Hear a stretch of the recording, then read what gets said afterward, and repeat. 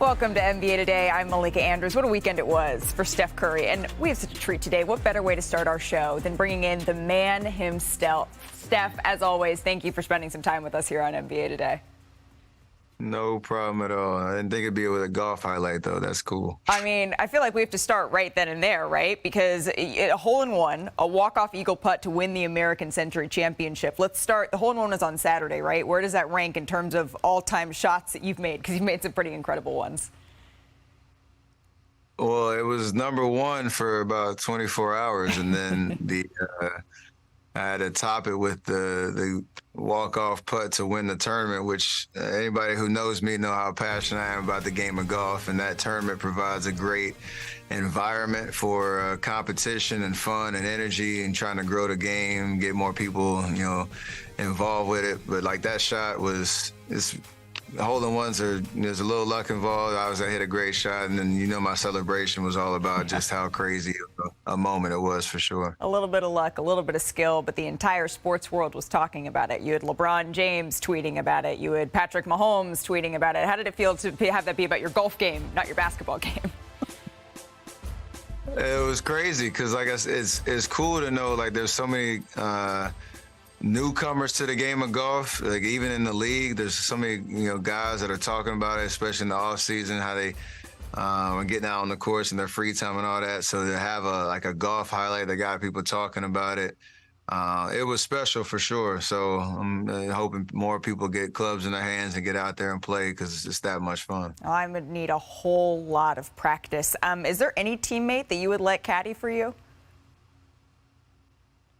That's a good question. Probably not. Well, me and Clay, we were in the match together. Like I would actually let him caddy because we'd have good commentary back and forth. We would have to work a little bit better on our chemistry on the course to try to win another match. But yeah, I like Clay as a caddy. He keep me entertained the entire round for sure. But bringing Rocco might be just a little bit too far. Nah, not at all. Not at all. Bring them all. Well, one thing we can say, though, Steph, is your golf game. It is no longer underrated, and that just so happens to be the name of the feature film that you're releasing this Friday with Apple Plus. Can you tell us a little bit more about that project? Yeah, it's a special project. It's kind of like the origin story of my Davidson Wildcat years and the 3 years I spent there, our tournament run in 2008, and kind of what all went into my decision to go there, the years leading up, when I was learning the game and just what developed that underrated mindset for me that I still carry today. I know everybody sees the finished product of where I'm at now, all the accolades, but the underrated mindset and that chip on your shoulder was developed in those days. And it's kind of a really cool glimpse of where it all started. So working with Apple TV Plus, working with Peter Nix, Ryan Coogler, some amazing partners on this project. I'm super excited for people to kind of go back in time and relive some amazing moments in my life. That's awesome. We're huge fans of Ryan Coogler here. But you mentioned still carrying that feeling now. You're a four-time champion. You're a two-time league MVP. You're a finals MVP. You're a golf champion. When was the last time you felt underrated?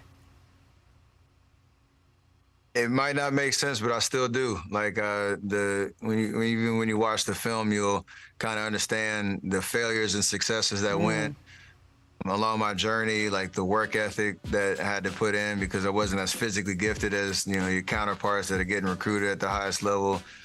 Even going to Davidson as a small mid-major school, I had a very slow progression and journey in the game, and that confidence came from just all the work that you put in, and I've never lost that. So still feel like I can get better.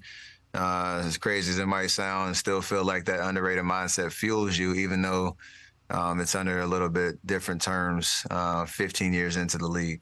Well, I know we're all looking forward to seeing Underrated out this Friday on Apple TV+. Steph, since we last spoke, though, there's been a couple of changes to your team, the Golden State Warriors. I just have to know, was it as jarring for you as it was for the rest of us to finally see Chris Paul, someone who you battled so many years against, in a Golden State jersey? Yeah, there's always that moment of shock, I think, just knowing the history and the battles that we've had on the court over the years and just how quickly things can change in the league. But I'm super excited to play with him. It's going to be an awesome experience. He's one of the greatest point guards ever played this game. He has such a high basketball IQ.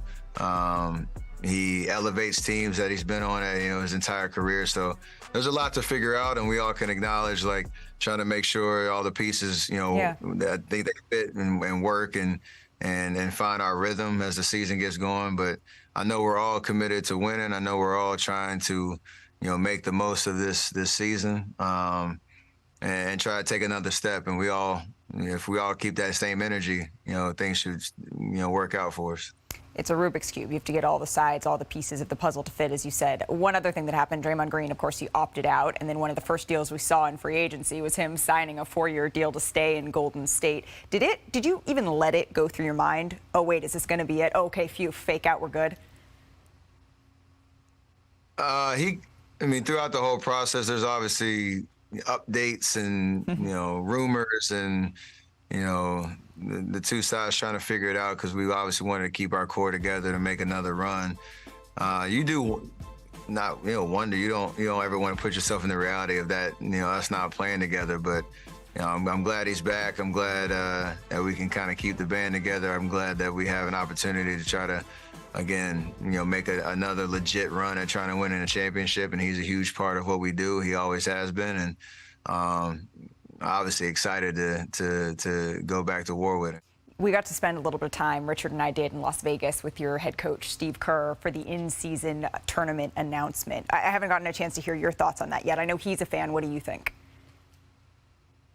I think it's great for the fans to have something to kind of lock in on early in the season. It doesn't change our schedule at all in terms of games played or how it looks until you possibly get to to Vegas for the Final Four and all that. And obviously over time it will start to develop an identity because you're starting something new. And again, it's for the excitement around the league and trying to figure out who's the team that's getting off to a hot start early in the year, and it gives us a little bit extra energy at that time of year. But over the course of time, you'll see people really taking a sense of pride, I'm sure, about trying to win that. Obviously, there's a little incentive for the players to go after it. But this first year will be interesting. It'll be a feeling out process for everybody. But I think it's a great idea, and it's aggressive, and you like being aggressive, trying new things. Well, Steph, speaking of Steve Kerr, he's coaching Team USA this summer, and then we have an Olympics coming up pretty soon in 2024. Have you given any thought to playing for your coach in your first Olympics? That's the one piece of the resume. Coach always likes to joke that I don't have.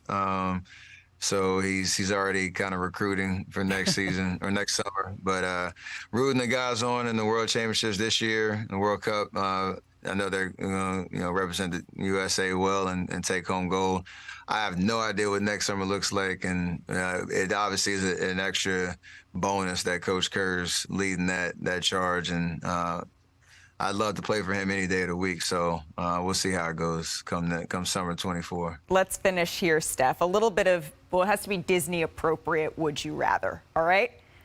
Would you rather a hole-in-one or a game-winning shot on the court?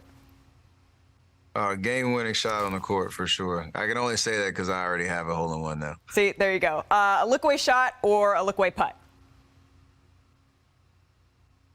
Or the look-away putt if it's for a tournament win like I did the other day. Win a golf tournament or win a three-point contest? Ooh.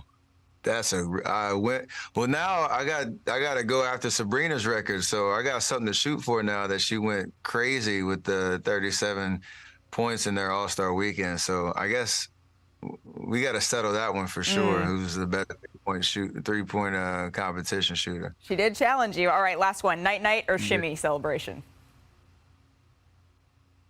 Oh, night-night for sure. Thanks for watching ESPN on YouTube. For live streaming sports and premium content, subscribe to ESPN+.